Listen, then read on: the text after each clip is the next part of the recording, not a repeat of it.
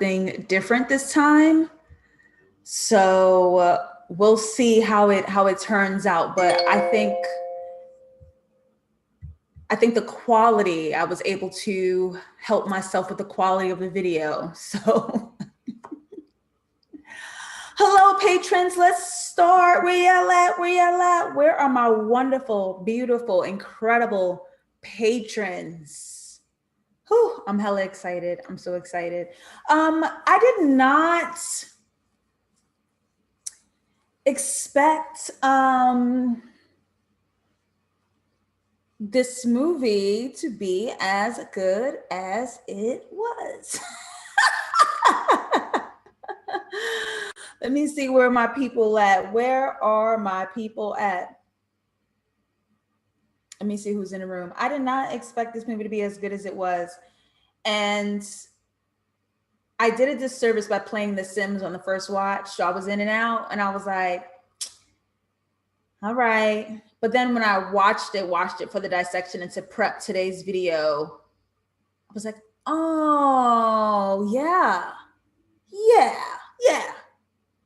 I like it. Cute. I like it. Where are my people at? Oh my gosh. I'm going to be here by myself today. Let's see what's going on. Well, look, I'm going to give y'all this content because that's what y'all said y'all wanted. I'm going to give y'all this content. Welcome to Sunday. I am JustLatasha back. I took a week off. I just needed to rest, rejuvenate, recharge, all that good stuff. And it worked. Okay, new energy, new vibes. You know what I mean? Today we will be discussing Concrete Cowboy, the new movie on Netflix starring Idris Elba, Lorraine Toussaint, and Caleb McLaughlin. Now, we have seen this little boy grow right in front of our faces. And to see him be this grown, it's always like this switch, right? When you see the Disney kids become adults, like watching him from Stranger Things as a child and then doing this role, it was like the talent jumped out. The talent jumped out. All right, Khaled, finish that last minute on that movie. Hi, Jalevanje. Welcome. The talent really jumped out. Caleb is the 1 and the 2, and he ain't 2. And it was really exciting seeing him naturally shift and progress to a role like this. I really enjoyed seeing him in this light. Concrete Cowboy follows a teenager who discovers the world of urban horseback riding when he moves in with his estranged father in North Philadelphia. This is from the true story of the Fletcher Street Riders. That being said, there's a lot of forgotten Black American history, Latinx American history. Many of the original cowboys were Mexican or African American, were off the slave trade, and leave it up to history and the white tellers, we wouldn't know that, right? And this is still something present that the North Philly Black horseback riders are dealing with, trying to keep their land, their horses, their stables, trying to keep their identity and culture, which we will definitely be speaking about today. And I say that because as Hollywood does, they push a story like this, leading the name of a Black filmmaker when really the creators of this kind of story are white. So this Concrete Cowboy movie was written by Ricky Staub and Dan Walser, and it was directed by Ricky Staub. These are 2 white men. But what did we see in the promo for the trailer of this? Produced by Lee Daniels. Lee Daniels brings you and they've done this with Empire, which was created and written by white people, pushing Lee Daniels to the front. Queen and Slim, white writer, pushed Lena Waithe to the front. And it really makes me both distrust the intention of a story like this, while also giving grace as a Black filmmaker and Black screenwriter. It makes me give grace to the Black filmmakers, because would they have a chance to access these platforms in this mainstream Hollywood career if they don't allow white people to use them as a vehicle to tell Black trauma stories. So I'm going to go a step further with that. Did this have to be a Black trauma story? Now, I asked that in ignorance of the actual identities of the Fletcher Street horseback riders. I don't know if they do have Black trauma stories, but I know what white people do when they see Black inner city. They go real ghetto and dark with it. Broken family, missing dad, boy lost in the streets, drugs, prison. They go straight to there. And that may not have to be the angle that they take to tell the history of the Fletcher Street horseback riders. So I come at this with just a little 1 foot in, 1 foot out, but I enjoyed it. I enjoyed it. Black as hell cast. We'll talk about it. Any initial thoughts? Let me jump in the chat and see who's here. I'm glad y'all here. What's up, Christina? Love this film, love this film. What's up, LB? The movie was surprisingly good. I was not expecting that. I said the same.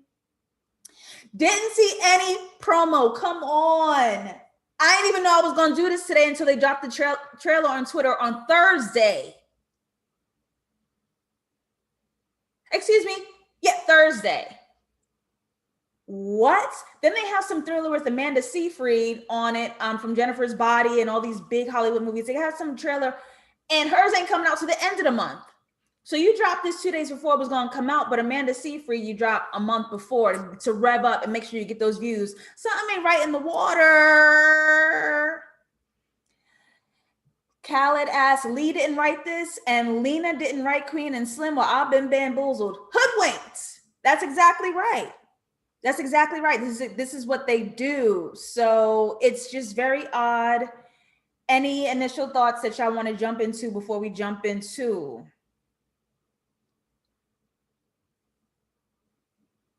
I care for my Black filmmakers. I care for Black people in white spaces. I'm just very precious with what we're allowed to create, how we're being used. And this comes from a personal story because white people were handing me, they wanted to hire me as a writer, cool. But when I read the script, I was like, why are we doing this? Why are we doing this? All right. So I guess that was y'all initial opinions. I'm going to go ahead and get started. I'll jump in with the chat when I can. Let's start with Act 1, our opening shots. We have Cole, played by the iconic, he's already an icon, Caleb McLaughlin, who gets in trouble at school. Now we see that red. Usually we know it means danger and wounds, but here I'm gonna alter it a little bit because the way the story positions this color is very specific. So it's not exactly a wound, it's not exactly danger. We're gonna call it trouble. This is trouble red, right? And he's such a good actor. If you guys follow me on Instagram, you saw me post this, just the way he sits. I mean, opening shot, he's holding something heavy on him, right? He's holding a wound, he's holding disturbance within him, just from him sitting, not a word spoken, acting, talent. Callie said this movie was good as hell. Jay Levon Jay says, I had no idea what to expect from the film due to the lack of promo. I saw those familiar faces, decided to watch, and I ended up loving it. Love seeing Black cowboys on film. I've always seen Black cowboys in the hood. You must be from the South. And I think she is. So we have that big trouble red sitting here, but we see this reflection as well. And reflection usually hints towards a break of identity, but that doesn't quite happen here as well. I think it alludes to something slightly different. It alludes to the two worlds that he'll be balancing. Very Judas and the Messiah, right? We have one character who has to maneuver an identity between two worlds that are calling for him to be something specific to that world. So we see him reflected in this floor, and he'll be called to maneuver a different space and a different identity. And even in this opening shot, he's surrounded by people, but he's extremely alone. Even when he finally joins his mother in the next scene as she drives him from Detroit to North Philadelphia, they're not shot in the same frame, right? He's over here, mama's over here. And I didn't even know it. When I put the two frames together, they're not even facing the same direction. Mom's going back home after this, okay?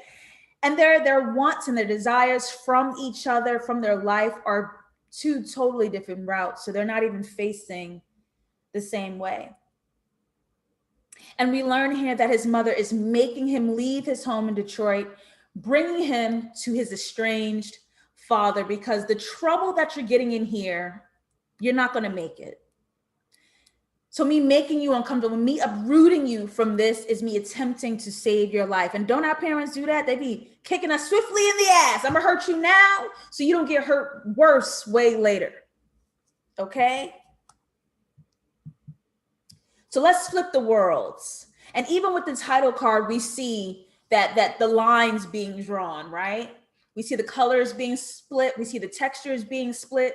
And we have this horizontal split with this title card, transitioning from day to night with this sunset right in between, right? We're showing these two different worlds. He's leaving his old world where his mama's trying to save him, going from that daytime, the white, that grayscale, into this new world where he awakes in this sort of orange sunset color, right? So we're switching from that old world of the day to the new world at night. And this color tone of this new world in North Philadelphia plays more than one role. It has a sepia tone almost with purpose, because if you look at old Western films, if you look at old Cowboy depicted in media, they have this orange,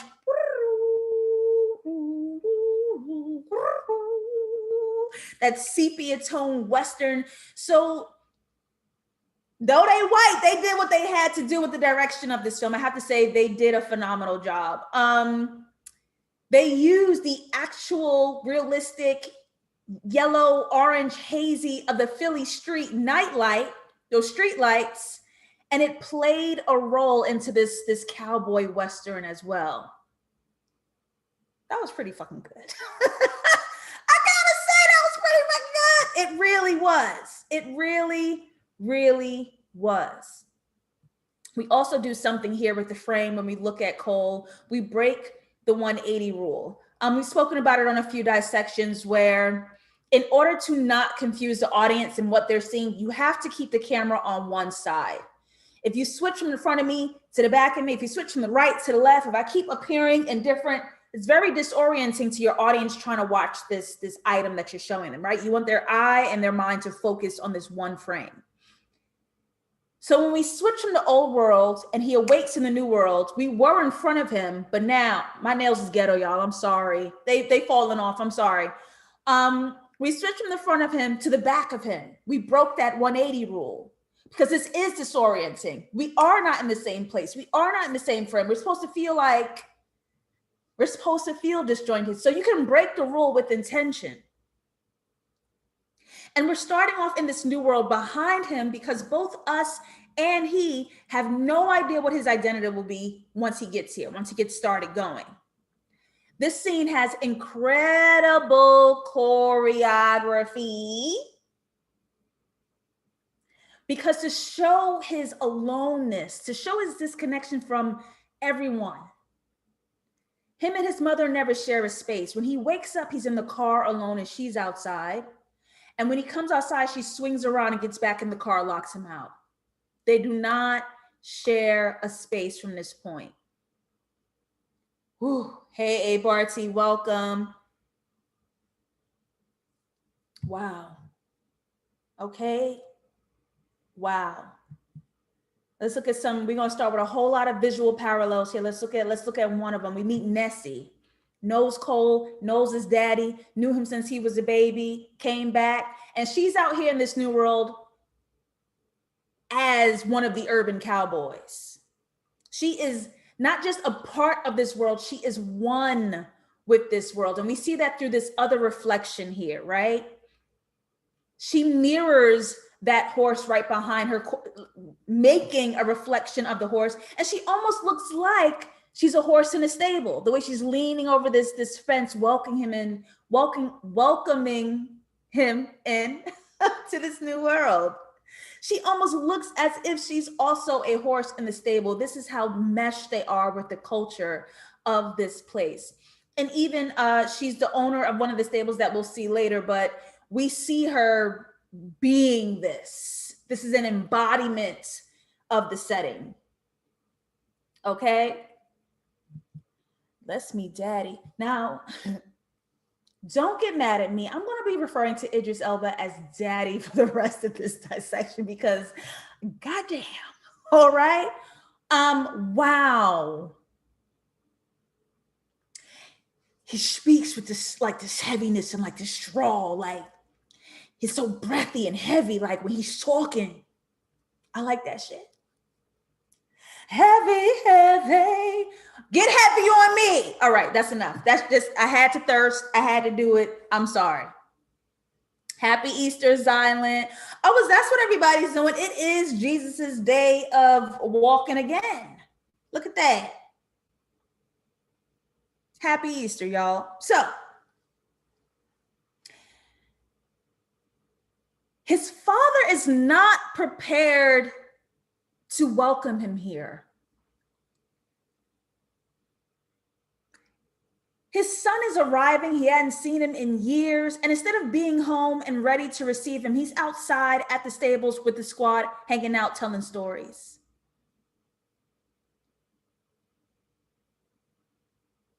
Driving home again, how alone in this world Cole is. If I come home to see my estranged daddy because I got to live here now, you better be there. The fuck? You better fucking be there. They are misaligned. We see these streetlights dividing these two, again with these lines, right? We see the streetlights dividing these two. They are not one and the same.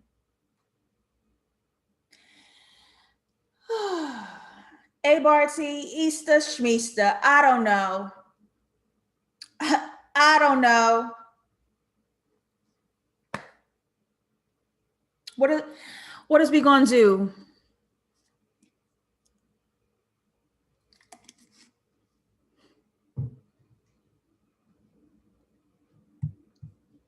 Let's meet another icon. Mr. Jarrell Jerome. Let's meet another one. Smush. So this is really interesting here because this is the first person in all of this time that we see Cole bond with. But why do they bond? What do they have in common? They barely really know each other, hadn't seen each other in about 10 years. So what could they possibly be bonding over? What color is present between the two? The reason why Cole is here in this new world. They're not even connecting because they have good times and history and memories and friendship. They're literally connecting over trouble.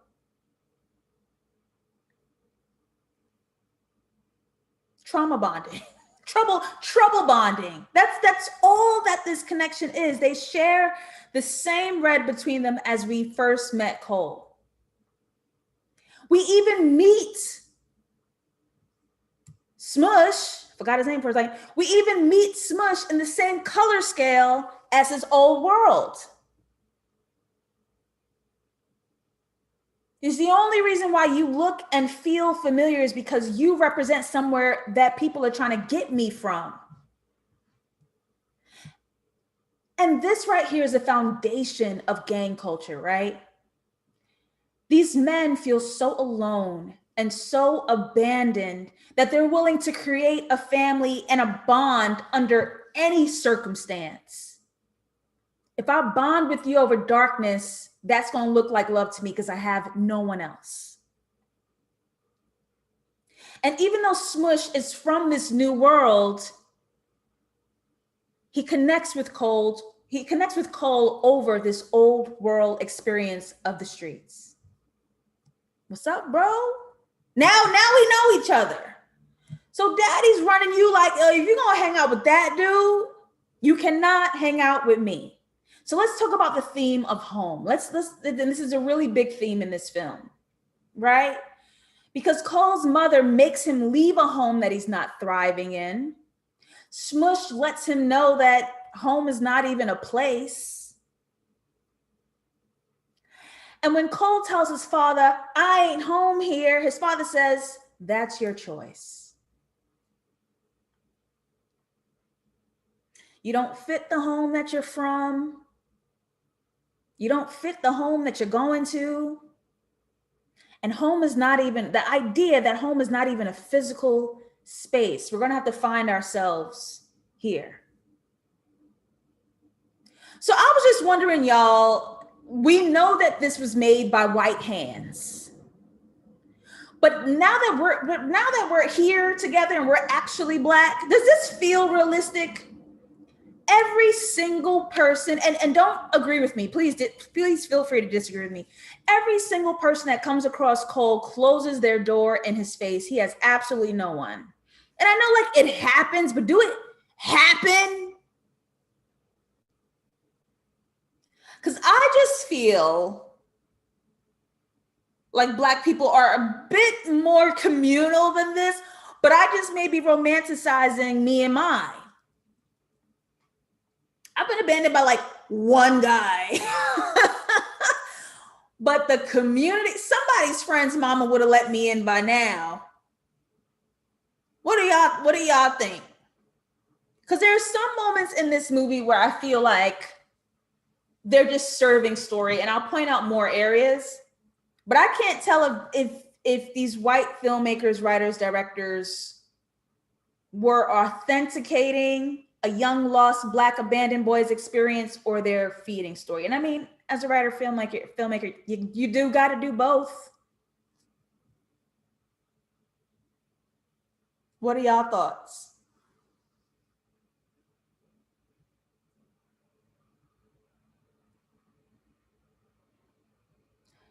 Thinking, my people are thinking. Come on now. Kala says, I just don't think he hit up too many folks because he don't know anyone else. He hit up Trina, Nessie, strangers, Smush. He was asking. Everybody was like, I mean, it could be real. It could be real. I was just like, what are we? Elle says, yes, somebody would have offered him the couch till his dad calmed down. I was just thinking out loud. I was like, do this really go down? Shell's boss, hello, welcome to the room. It happens. The people he does know are loyal to Idris. Call him by his name. It does happen. It does. Again, when it's white people on it, I'd be like, okay. But for story's sake, they need to emotionally pin Cole against the entirety of everyone because he does need to come here and bond with the horses. So this is what we're seeing, right? And we have a visual reflection here. If his father and this world are one with the horses, in order to get to know his father and blend with this world, he must get to know this horse. And so I noticed that there was this shot. It was very quick when we first met Harp, played by Idris Elba. This aerial view over his hat, his jaw hanging out right underneath that brim. Woo, hold it together, Tosh, please. And so when we have this stunning, beautiful shot where Cole goes into the stable and meets this horse for the first time, I knew right away that it looked exactly like, with the light cutting across the horse's eyes, it looked exactly like the way we met his daddy. I said, that was purposeful. And it was beautiful. These are intentional shots being built. Oh, my little logo was right over there. I'm gonna remember that for next time, my bad. My logo was right over that next picture, so y'all can't quite see. But the horse reflects the father. So something else I was kind of hypothesizing and thinking a bit out loud is that his father being so ill-prepared for his son's arrival mirrors how horses exist and live, and sort of this culture, right? That there's value to just existing. we so easily get caught up in capitalism and working and producing and doing something, because doing something and what we produce in turn becomes our identity. We literally feel like pieces of shit when we haven't went out and made money and did something and worked hard and worked to the nubs, right? And I remember visiting Cuba and everyone's just chilling all day. And I was like, why am I not living like this? Like, they have nothing to do, and that is their thing to do. Now, it is extreme poverty, but they were just living. And I think that's what we're getting here, but it's misconstrued when you got a child coming home, Idris. So we have an inciting incident. Cole is driven to this horse due to extreme loneliness in all of his relationships. Now, I want to do some visual parallels as we bust and break into Act 2, solving the problem. What is Cole's identity? Where is his home? Who will he be? So if we pay attention to the left side of this screen, people kept grabbing faces. It was the first thing his mama did without saying a word when she saw him get in trouble at school, right? It's the first thing Hart did to his horse when we entered his home for the first time. They grabbed faces, connecting. And as we break into Act 2, and Nessie discovers Cole sleeping in a stable because he has no home, he and Nessie share the same side of these lights, versus how we met him all disjointed from this world when he finally lands in Philadelphia, right? Him and his daddy in this world on the opposite side of these lights, but when he wakes up in that stable, he's finally crossed over. Not consciously blending in, but you're here now. There is no getting out, right? And it turns out that he's bonded with Boo, the most dangerous horse. You should have got your head bashed in. Ooh. And he is the only one in this world who can calm this horse. Another note, his father is the one who purchased Boo, the wild horse that only Cole can tame. All of these parallels, beautiful, beautiful, beautiful. So Cole decides he's not going to sleep in the stables. He do got to go back home, and he makes his dad the promise. All right, I'm not going to mess with Smush. I'm going to come home. But here again, we're forcing story. And he promises to start riding horses. This only stuck out to me because there was no mention previously that was something he needed to do or was interested in doing. He thought the horses were weird. He has no knowledge. He has no interest. He's just trying to save his life, but now he's fully invested in horses as well. And to me, that feels like a force to get him to do the horse and the family, to get him to do the horse thing so we can get to the family thing. Feels a little bit plot pointy. Just me.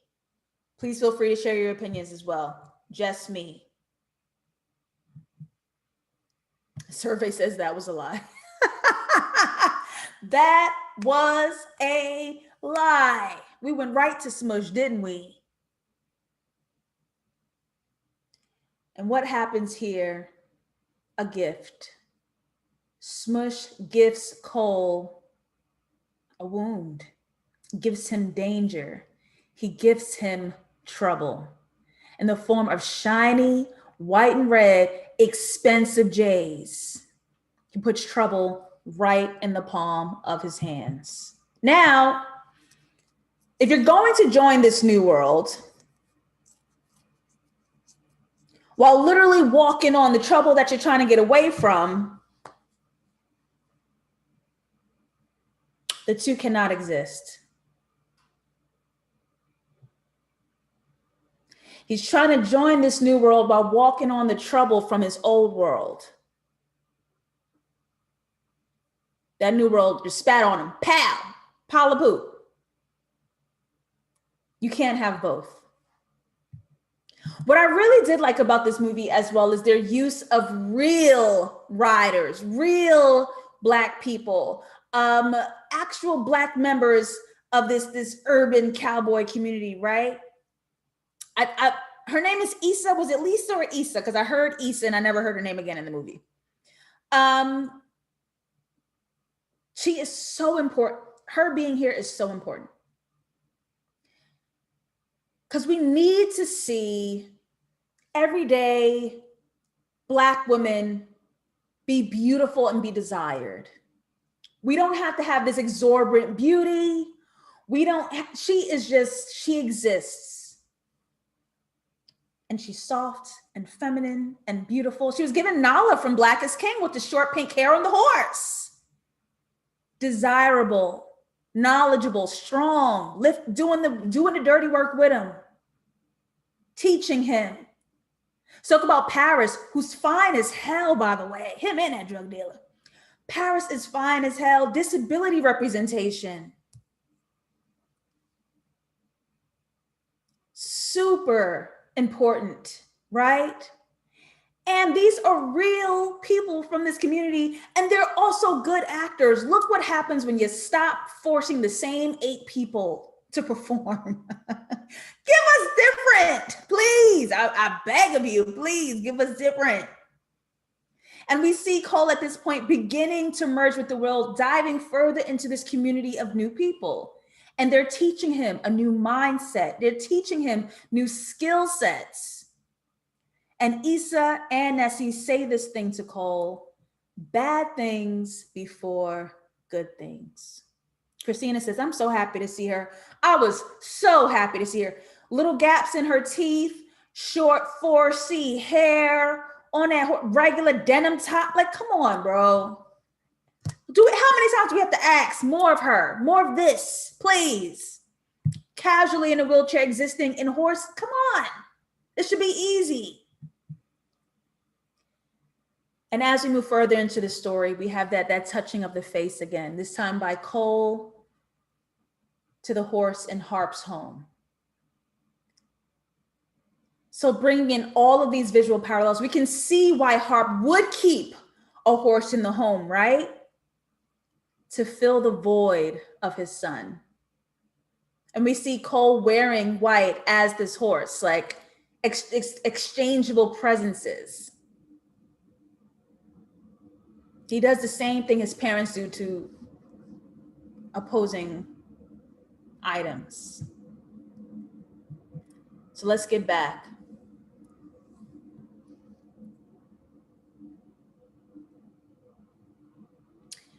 This was very interesting because we're leaning into another theme right about here. This party is covered in red, right? Smush bringing Cole right into the trouble. And they face the big boss, who is checking Smush about some threat he had on his corner and notes how expensive the new J's are. I see them new sneakers.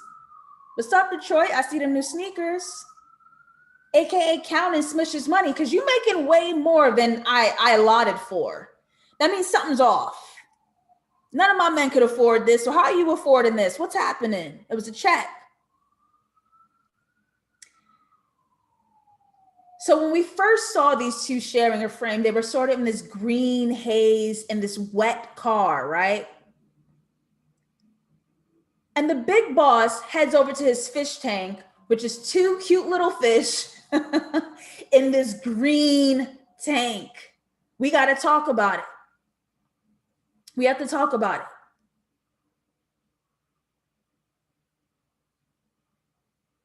Cole and Smush mirroring this fish tank.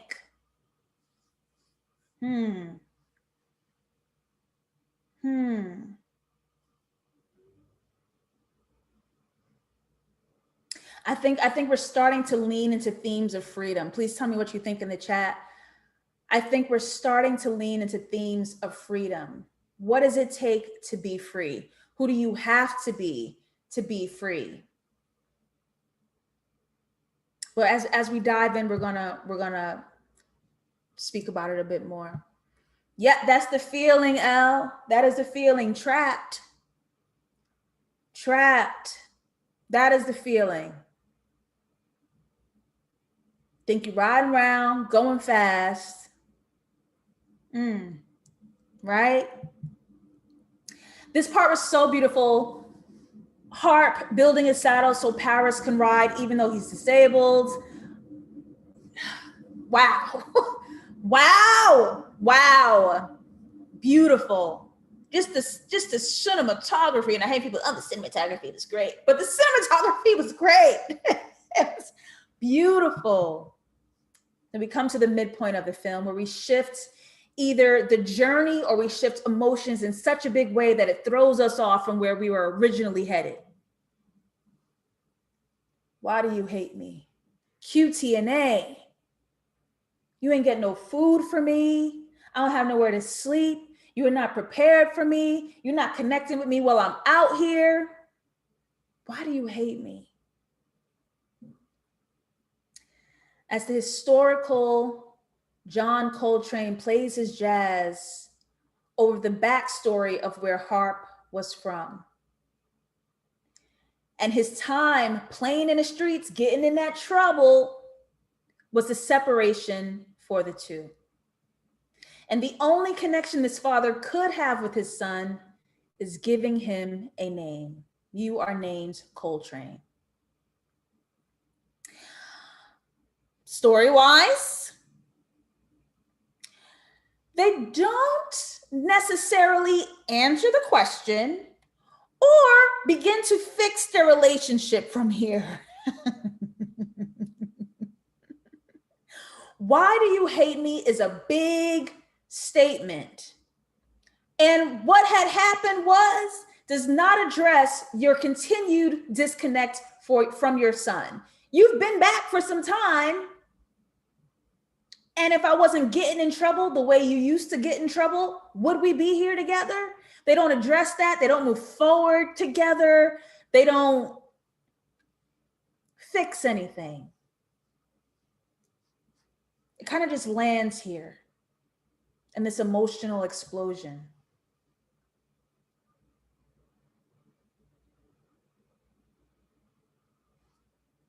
So let's talk about this.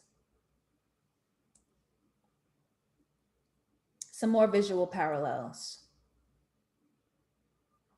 How Cole sitting with his father, Harp, mirrors the seating between he and Smush.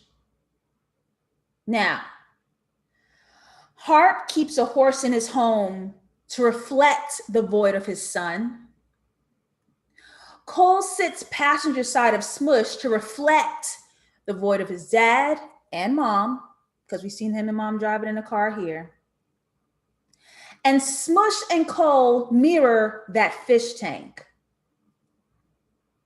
So that brings me to something his mama said earlier. If you don't leave, you'll drown out here.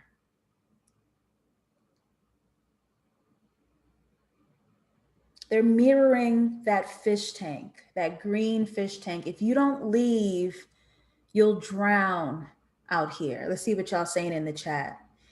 Elle says, teenagers, all that gooey stage of metamorphosis, thinking you know everything, but slowly realizing you have no idea. Baby, you got a big storm coming.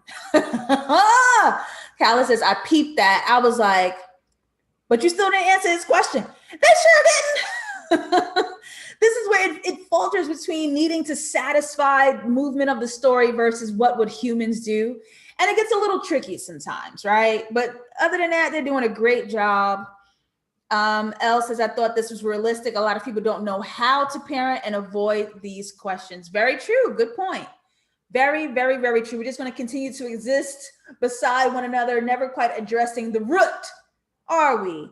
Levon J says, this scene made me emotional. His dad naming him is not enough. There was no explanation for his absence.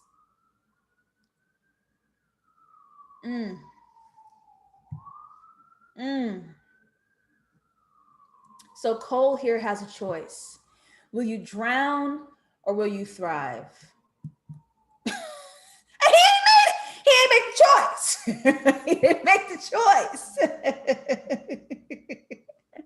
Let's get into some story parallels.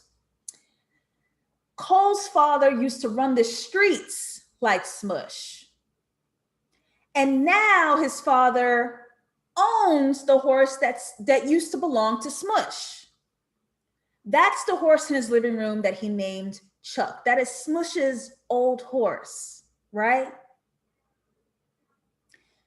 So taking the symbol of who you used to be and bringing it into my home. Chuck the horse represents the void of Cole. I don't have my son, so I have this horse, Chuck. Now, Cole is hanging with Smush, forbidden by his father. We are talking cycles. We are talking generational wounds. We are talking cyclical traps created for Black men emotionally and economically. And it seems so out of your control. And it seems like you do have a choice, but when it comes to matters of sinking or swimming, drowning or thriving, what truly are your choices? What truly are your options for freedom? Because there's so many things that could look like freedom,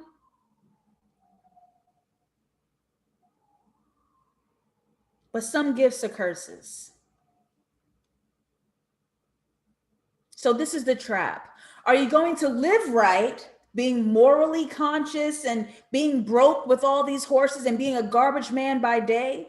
Or in order to give yourself access to the freedom outside of all this, we do something a little dark, where we get into a little trouble for the possibility of being able to live better.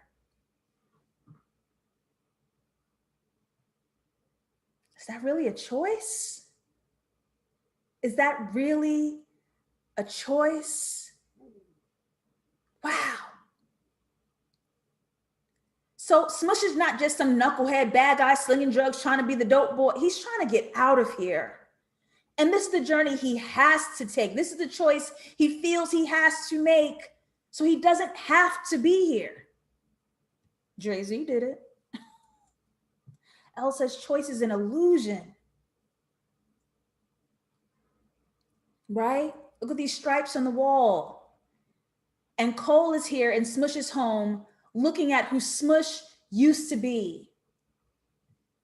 Standing on top of a horse. It's a really cool trick and skill that he used to know how to do. And if you hang around me, Cole, I'm gonna teach you how to do it too. I'm gonna teach you how to stand on this horse. Well, this is the old him. He ain't this horse riding cowboy no more. He's outside, moving weight, taking blocks. That's who he used to be.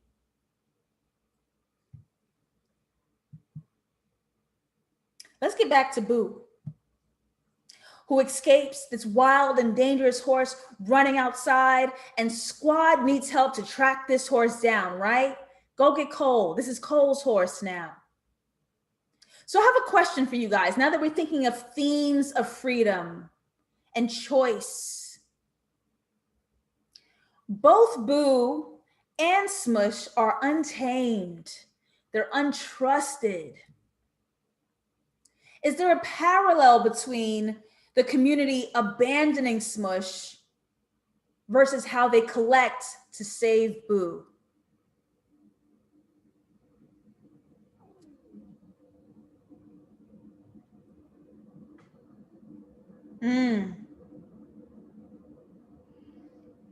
We have two items who are untamed.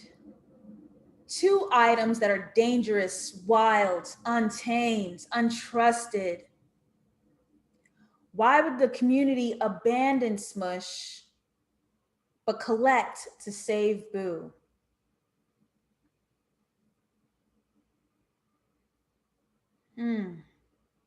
What do we think?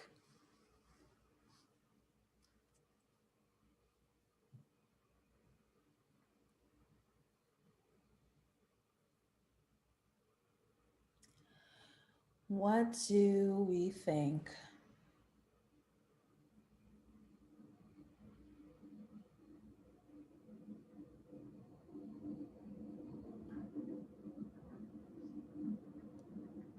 Al says, more care for the horse than the human.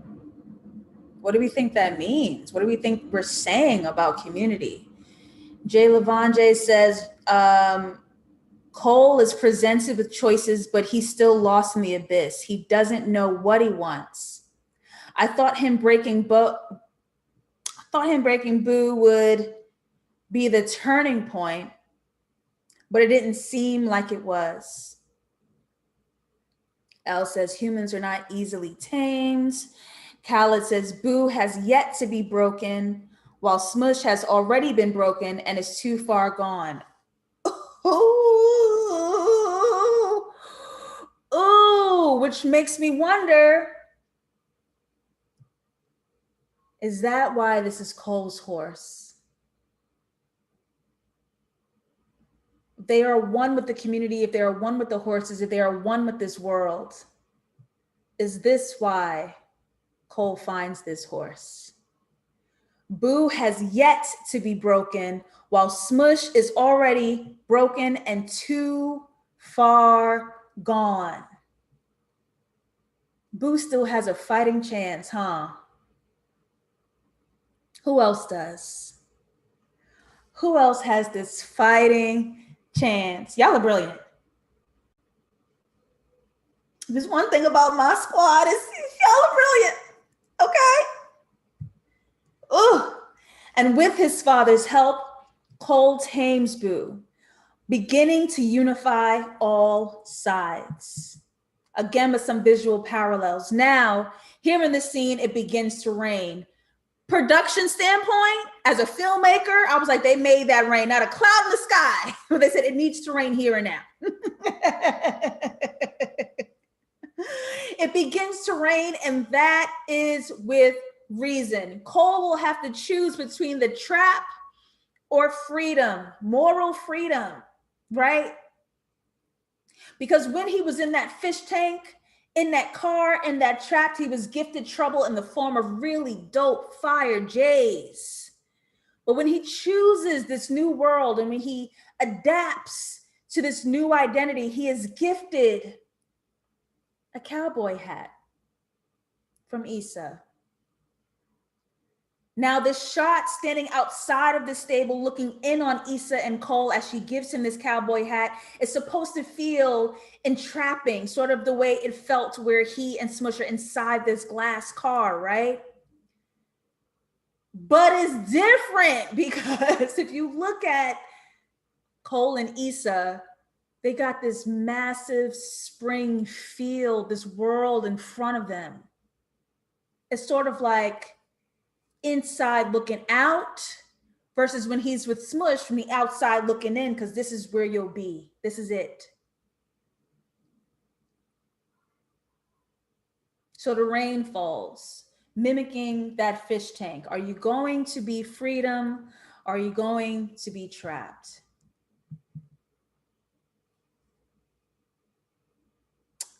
Smush escapes by the hair of his chinny chin chin, because now this drug dealer has figured out how he can afford such an expensive gift, why he's getting so much more money than he's allotted for. And they get pinned by the drug dealers and they get pinned by the cops and they're on the run, trying to escape, mirroring that opening shot of him in trouble at school. It's a quote that I always like to visit and stop by. Wherever you go, there you are. Reminder of the quote that Smush said earlier, home ain't a place. Reminder of what his dad told him, home is your choice. So Cole felt that this new world wasn't his home, so he's keeping up with all of his old world trouble. He's bringing that trouble from his old world here. Wherever you go, there you are. It don't matter where he located to, he's on the same shit. To my people, you cannot use old tools to get to a new place. It never works. I tried. You cannot use old tools to get to a new place. Something's got to change, right? And being that this is all Smush is going to be, he wants to lean in to the drug war. We in or out. What's up? We taking corners. This don't feel right. Cole is winning amongst the horses and he's losing here in the streets. So what is he going to choose? I'm out of here. Okay. And Smush, having been abandoned, having been too far gone, He's out for self. This is all he knows. He has to take care of himself all the time. He's used to feeling alone. Meanwhile, unlike Smush, Cole is gaining an entire new community. Smush ain't got nothing to lose. Cole is gaining investments, emotional investments in other areas. Do I give that all up for what? Well, you can learn this skill and you can gain new tools from a new world. Issa can also teach Cole how to stand on a horse. You can't, it's more than just learning it from Smush. She ain't the only place you can get that from. Lean into your new community, lean into your new world, lean into the new place that you're called to be. You can still get that thing you want if you drop some old things, but we see here with this red sunset, he's still bringing that trouble with him, right? He tries to stand on the horse, but he fails. You haven't quite removed that trouble yet. You're not quite ready for this, right? Horses get tooked. I made that word up. Horses gets tooked.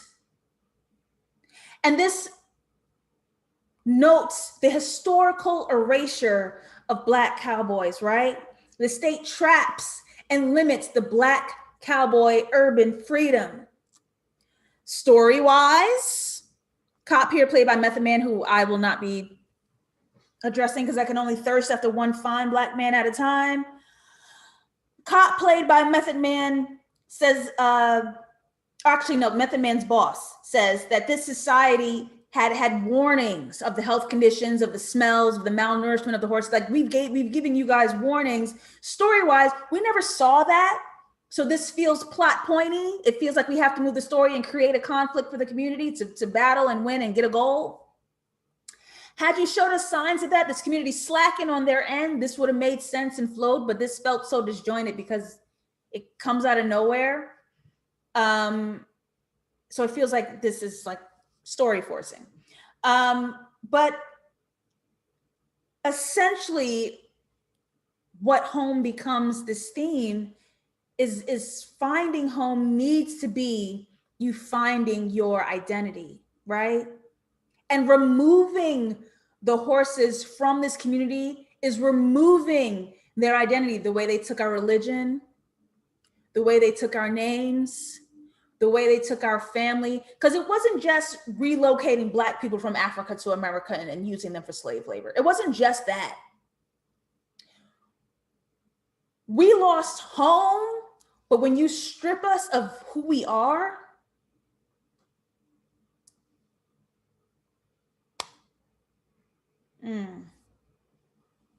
So removing of the horses is removing who they are. This is historical Black erasure. And so without an identity, without an anchor to a feeling of home, Cole returns to the only thing he knows. Back to that trouble. Back to Smush. And this appears free. They got this wide shot. They could run anywhere they want. It feels like this open world appears free, but we see all these lines and these barricades and this heavy cement.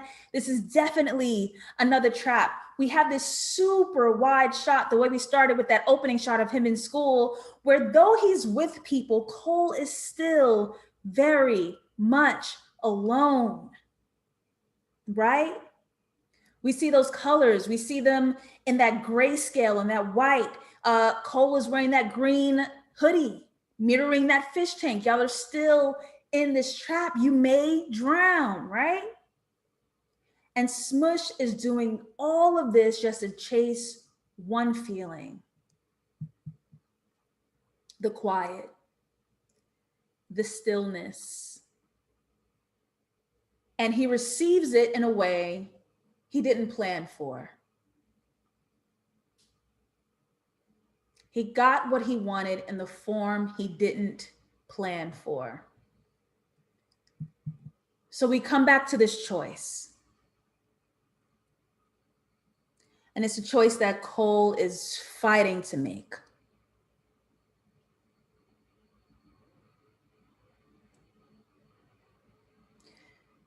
You could rest for eternity,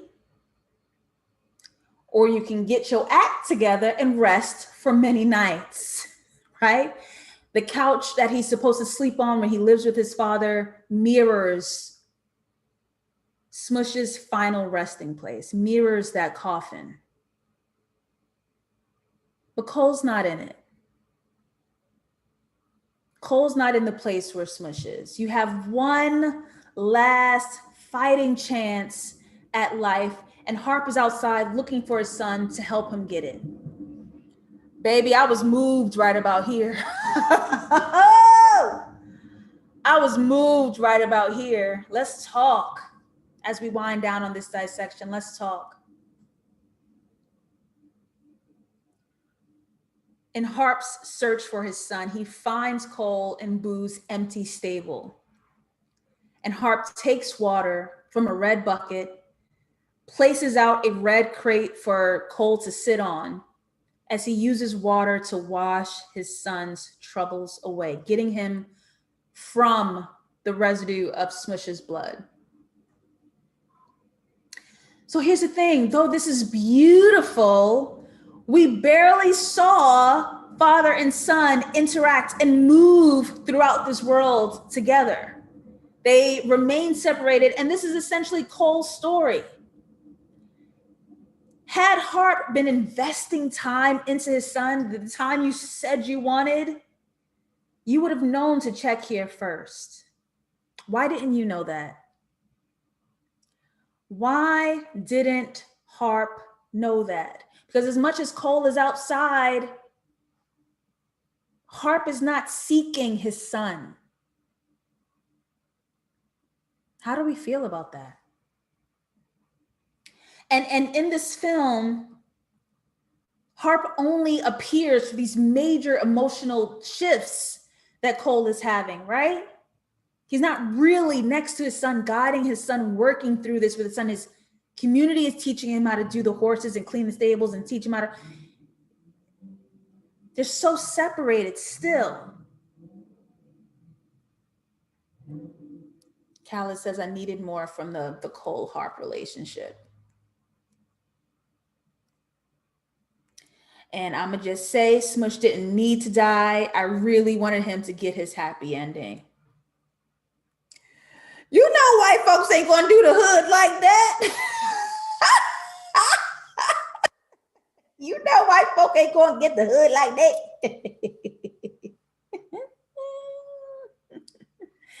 Storytelling wise, I was just wondering if Cole's loneliness and independence was integral for him to find home with his father, because had his father been leading him, you can't lead a horse to water. You can lead a horse to water, but you can't make him drink, huh? This is the embodiment of that. If Harp was there every step of the way, teaching Cole, making Cole, doing Cole, would Cole be choosing? And I think essentially that was the purpose of all of the communal abandonment. You're gonna have to stay outside. Your daddy said you gotta be outside, you outside. Because I need you to know to choose better for yourself. I can't force you to sleep on the couch. I can't force you to go out and get a job down at Walmart. I can't force you to do right. Matter of fact, be outside. You a man, take care of it yourself. Let me know what you choose when you're ready. Was that integral to Cole claiming this to be a new home? Elle says, I think their relationship was realistic. Because even though you come back after 10 years, don't mean we still all chummy. You can sleep on the couch. But I still don't know how to relate to you. I don't know how to suddenly parent you. I don't know how to be a father. I don't know what to say to you. I feel awkward because I don't really know. Yeah. That's a slippery slope to abandon Black boys to hope that they find their way home. That's a slippery, scary ass slope. Harp bathes Cole, and I really wanted to think about the water. Because as we've seen with the rain, with the tank. It can cleanse or it can drown. And the water was only home to those fish in the tank because that's where they belong. If you do not belong there, you will drown. So without the distraction of the horses, these two men have become clear enough to bond with each other. And Cole leans in to hug his father, and it almost looks like the way he hugged Boo on that baseball field, right? It mirrors the way he hugged that horse on the baseball field. He leans in to hug his father, leaving that red crate, getting off of that red crate, finally leaving trouble behind. And just the way Cole needed to tame Boo, his father was finally able to tame his wild son. So he later rests his old life, his old troubles, and fully stepping into his new home, right?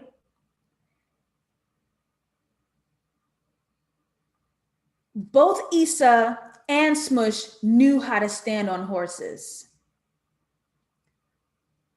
So Cole finally performing that here at Smush's gravesite represents a skill of both his dead world and his new world. And here's why. It takes the death of an old identity in order for you to become your new self.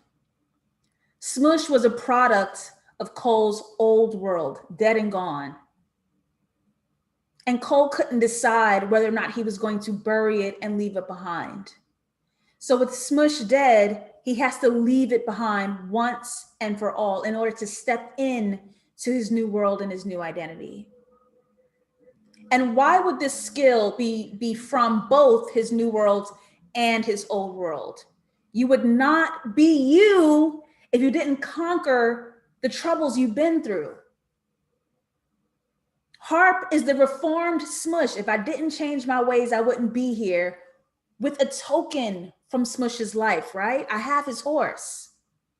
Harp wouldn't be him if he wasn't Smush first. It's integral to the journey.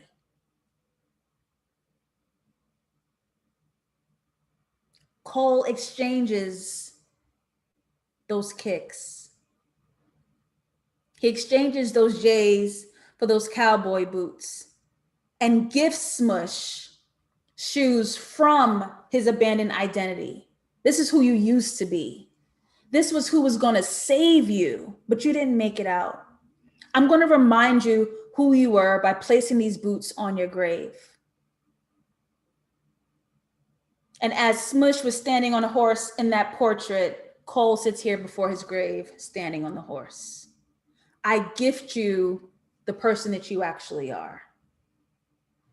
Because Smush has always been a cowboy, but he abandoned himself, which will always be your biggest trouble. Happy Easter. I don't know if y'all feeling it, but I'm feeling it. The state destroys the horse stables, but it doesn't matter because Smush said home is not a place. Take it. Break down the bricks, ruin the place. It doesn't matter. Harp asks his people where y'all from. They're all from different places. Home is not a place. So the physical destruction has no effect because home is your heart, it's your character, and it's your family. And if anything, the state has done them a favor because you setting our horses free. Now we're not gonna lock them up and trap them. They're outside. Noting that all worlds merge. The horses in this white, daylight, gray color scale totally merged and blended in with the neighborhood. And we see in this final frame, Cole's family uniting. I ain't know the movie was gonna get me like that. I ain't even gonna lie to you, boss. I ain't know the movie was gonna get me like that. I ain't lie to you, boss. Mary, why would the show be at 4? So, right. I thought the film was beautiful as well. Any last thoughts, any last themes, any last takes as we sign out on this Easter Sunday? I do want to thank y'all for being here as you always are. I'm so grateful to have you guys. Always a pleasure to entertain, to educate, to collect and gather with you. Any last thoughts?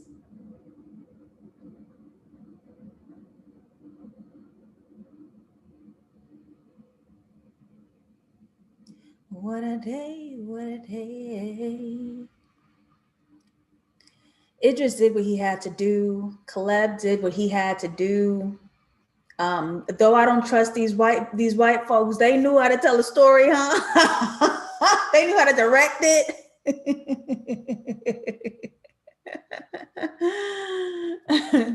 What we dissecting tomorrow? Great question, Callie, because I don't even know. I don't know. It's so weird to try to choose a dissection because I want to see what you guys are all excited about and what you guys are all speaking about. But with COVID, there's such limited TV. And then people offer like some obscure shows that I don't think the collective will show up for. And I want us all to enjoy the time. So it's so tricky to decide, but I'm going to find something. We'll see. Elle says, I was happy to see that they had people playing themselves. Yes, with the sign off and the actual members who were actors in this movie explaining their culture, their heritage, what roles they play. Like, and then they had really specific scenes in here where it was just like historical and letting Black people tell their own stories and like this reminiscing in this history lesson. Very beautiful. They just let the people be on film. That was really beautiful. Myra says, Method Man looking fine as ever. The way I skipped over him,